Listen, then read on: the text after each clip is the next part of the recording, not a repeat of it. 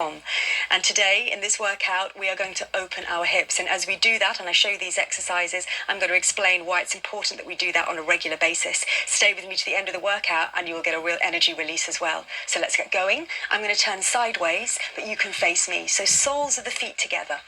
And just for you to walk your heels comfortably towards you and take hold of your ankles. Roll your shoulders back. You have a long spine. If you can hold and engage into your core, you're going to interlace your fingertips and thumbs and press your elbows gently into the creases of your knees. I want you to draw your knees up towards you and at the same time resist with your elbows so you'll feel the whole circumference of your hip is engaged. So in life we carry a lot of residual tension into our hips, and it's important that we release that residual tension on a regular basis. So finding this compression and opening movement here by bringing the knees up and squeezing, we're going to hold it for 4 more. Here we go for 4, 3, 2, 1. Here comes the release as you send your knees down to the floor. Walk your heels in, fingertips behind you. Open the chest, breastbone to the sky.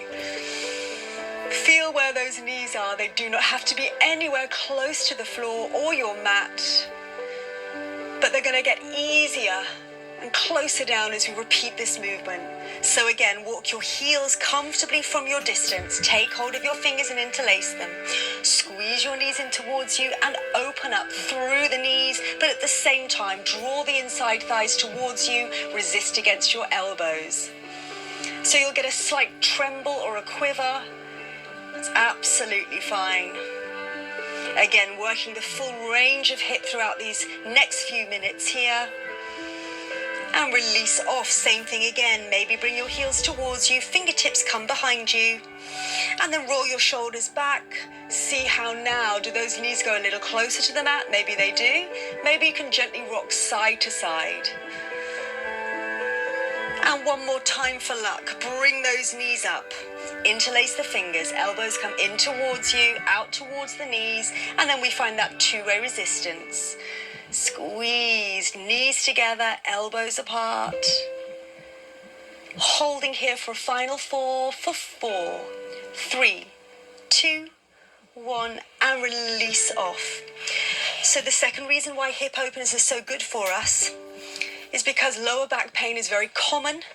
It's appropriate for our everyday lives. We sit so much. If you wish, you can lift those hips up. We're driving, we're in cars, we're at desks. Lower back pain is really common, and opening the hips helps to relieve that lower back pain. Bottom comes down, squeeze your knees together, and this time have a little hug. Take hold of your elbows, squeeze your forehead to your knees. Round out the spine. And then bring one leg in towards you now and extend one leg out to second. So out to the side. See if you can extend the toes down to the floor. Finally, it's important to open our hips so that we align our lower back and pelvis. Any tension and tightness can pull our alignment of our spine out. Again, that can lead to further lower back pain. What we're doing here is sending this knee down to the mat, lengthening the inside of the arm along the leg and opening up through the top shoulder and elbow. You get a lovely stretch through the rib cage at the same time. As you recover, fingertips come down, send your hips towards me. If you can, you lift up and look back. Opening up through the upper body as well as the lower body. Send your bottom down. Good. Thinking about alignment again, we're going to turn diagonally onto our mat, allowing our knee and our shin to be in line. You'll already start to feel an opening in the outer hip here, and this might be enough for you. If you'd like more, start to walk your forearms down, make a little pillow for your head, and allow the forehead to touch. Taking care of this knee, flex this foot to protect the knee, but if this is too much, I'm going to show you an alternative on your backs as well. Meanwhile, we're staying here. Deep stretch, breathe. So the energy release will come at the end of this workout. You should feel more energized, relaxed, because releasing that residual tension in the hips will give us that little burst of energy. Walk your fingertips up. Sit up nice and tall. Point your toes towards you. And if you can, rond de jambe or guide that back leg. Step it onto the floor. And we're going to stack our knees now, one on top of the other. If this is too much, just sit cross-legged, ankles crossed. Walk your fingers forward. Send your bottom back. And breathe. Press your tailbone back. Reach your chest forward. Roll yourselves up. And then face me. I'm coming side on again. Let's go back to our first sequence. Heels towards you, sitting up tall. Find a long spine. Interlace the fingers. Elbows come in towards those knee creases. Draw the knees in. Extend back out through the elbows. Find that resistance. Squeezing here. Keeping that tremble feeling going. 4, 3, 2, 1, and release down. Again, maybe bringing the heels in a little. Fingertips behind you, they face away. This time, perhaps you can straight away lift your hips.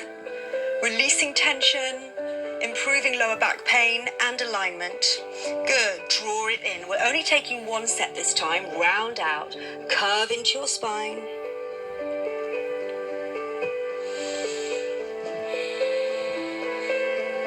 And then open up to face me. Let's bring the other leg in. The action of this knee opens through our external rotation, and this knee is facing the ceiling as we slide down. Open your top elbow. Feel that lovely stretch through the rib cage, gently guiding that bent knee down to the mat. And then lifting to recover, place this hand down, stretch through the front of the hips, lift up.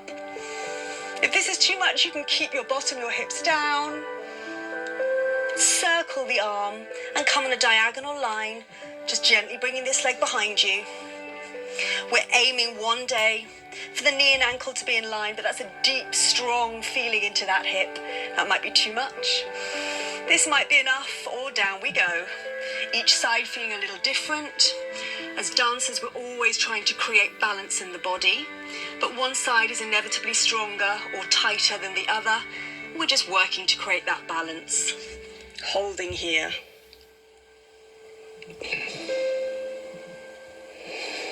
Again, stay with me to the end of the workout if you want an alternative to this movement. Walking yourselves back up. Just a moment to press into the fingertips. Lengthen up. And then rondage this leg. Step it on top and see if you can stack your knees. And again, if this is too much, cross-legged. Sit up nice and tall. Walk your fingertips forward. Send your bottom back. Breathe in, breathe out.